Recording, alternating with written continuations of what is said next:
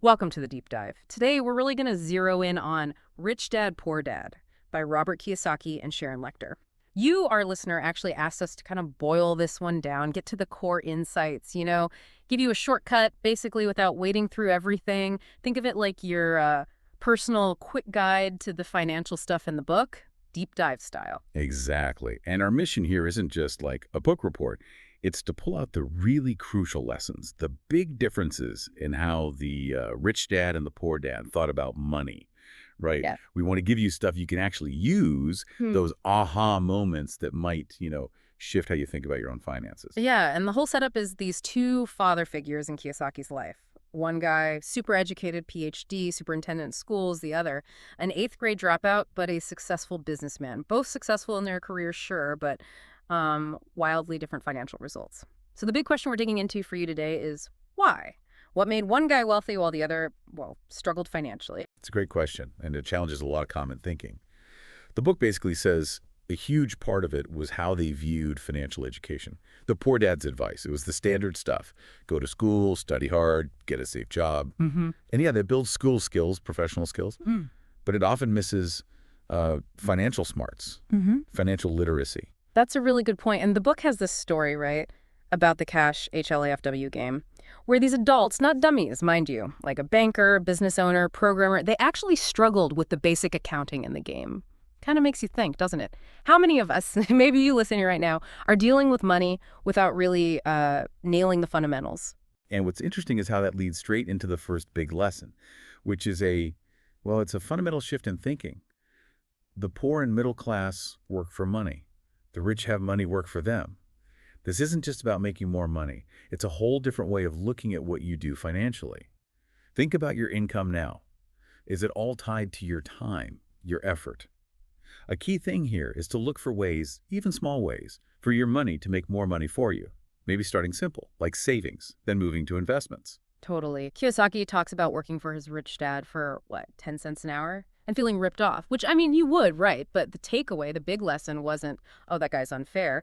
It was, okay, I need to take charge of my own financial learning, moving away from feeling like a victim toward owning your financial path. And that ties right into the rat race idea, that, exhausting loop, get up, go to work, make money, pay the bills, do it all again, driven by fear and, greed or desire.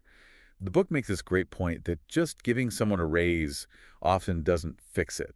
They just spend more. The hamster wheel just gets bigger. You know that Sunday night feeling?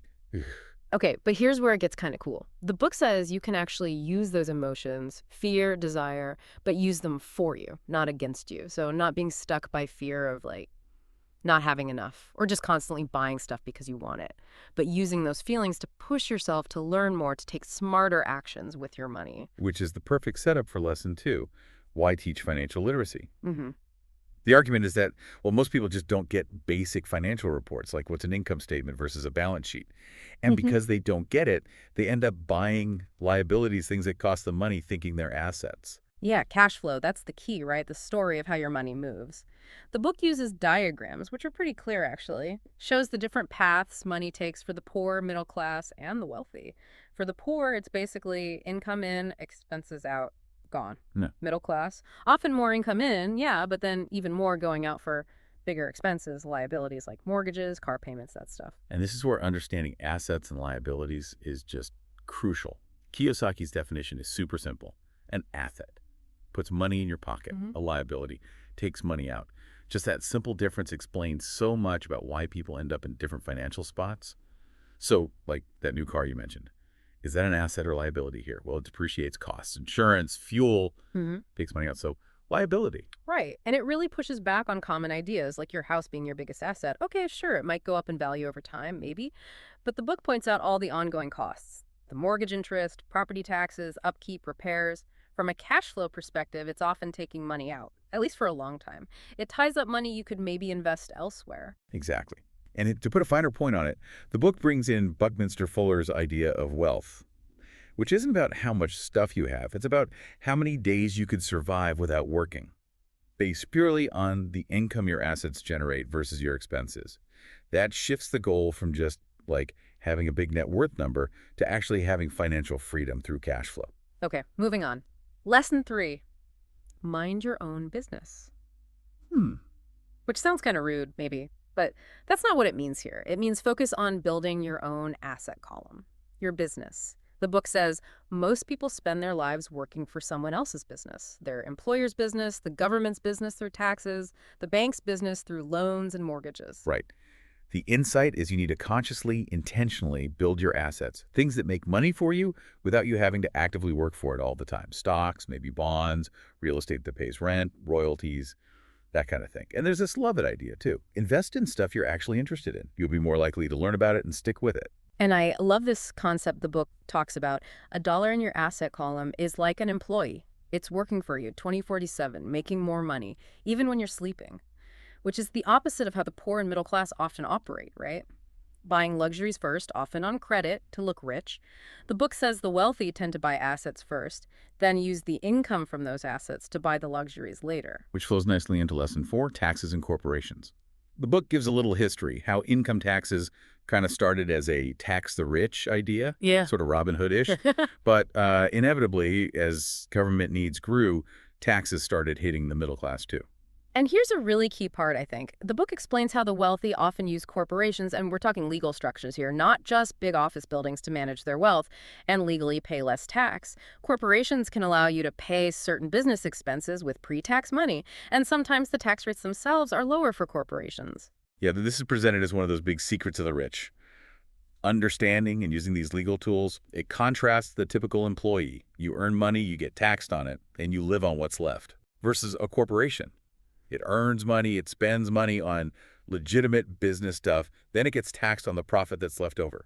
It's a fundamentally different flow, a different way money gets treated tax-wise, like having a separate bucket for your business money. Okay, lesson 5 is kind of provocative. The rich invent money. Sounds weird, right?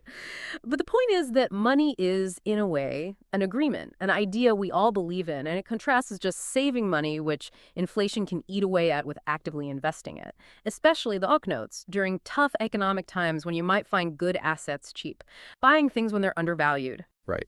And this relies on what the book calls financial intelligence, which has like 4 parts. 1 is just financial literacy, understanding the numbers. 2 is investment strategies, knowing how to make money grow. 3 is understanding the market supply, demand, trends, all that. And 4 is knowing the law, the rules and regulations around money and business. There's an example in the book, right? Buying a small house cheap, like $20, and flipping it quickly for profit. It shows how even smaller deals can build momentum.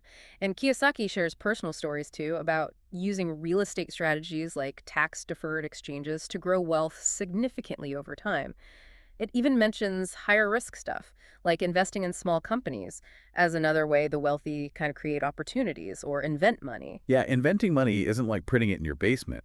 It's more about seeing value, structuring deals creatively, taking smart risks. The book also makes this distinction, working to learn versus working for money. Uh-huh. The Rich Dad's approach was about gaining practical skills through doing, even if the pay wasn't great initially.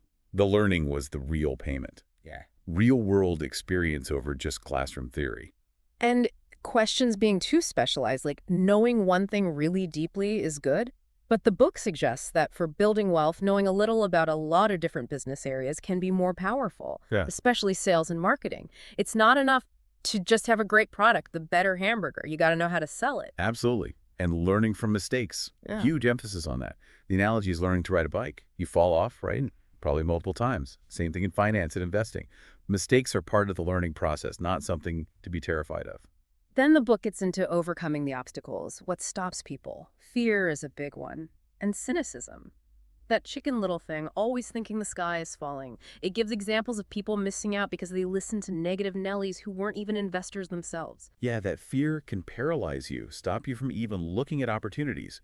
Recognizing that in yourself is a big first step. Laziness is another one. Just wanting to be rich without putting in the work to learn. Right. And bad habits. The book stresses education over just wishful thinking. And it talks about using I don't want as motivation. Sometimes knowing what you don't want in life is a stronger driver than just wanting more stuff. And paying yourself first, but not just saving. Prioritizing putting money into your asset column before you pay all the bills, if possible. Also, managing arrogance. Staying teachable, being open to new ideas, and having really strong reasons your wants and don't wants for why you're pursuing this, that's the fuel. Ultimately, it comes down to choice, choosing to learn, choosing to become financially literate. So the book wraps up with a bunch of actionable steps and mindset shifts, like find your why beyond just money. Make daily choices that build your financial knowledge. Actively seek out learning books, classes, whatever works for you. Learn by doing, make offers, take calculated risks, even small ones. Yeah, think big, even if you start small. Learn from history. Pay good advisors well. Find heroes, people who've done it, and learn from them. Teach others that reinforces your own learning. Start early if you can. Leverage compounding. Develop that kind of Texas attitude. Be willing to risk. Winning means not being afraid to lose sometimes. Turn setbacks into opportunities. Don't be chicken little. Analyze. Don't just criticize. Focus on what you want, not just what you don't. Pay yourself first by building assets. Understand the different kinds of income. So wrapping up our deep dive on Rich Dad, Poor Dad, the core message is really about changing your whole mindset about money, isn't it? Totally. It's about prioritizing financial education, focusing on building assets that generate income, and understanding the sort of unwritten rules the wealthy often play by. It's not just about getting a job. And we really hope this has given you, listening, that concise but insightful overview you were looking for, that quick guide to the key takeaways without getting lost in the weeds. So here's something to chew on. Which of these Rich Dad ideas really clicked with you? What's maybe one small thing, one step you could take, like today, to start shifting your own financial thinking? Ask yourself, are you mainly working for money right now? Or are you starting to figure out how to make your money work for you? You could even check out that CASHFLOW game the book talks about. Might be a practical way to play with these ideas.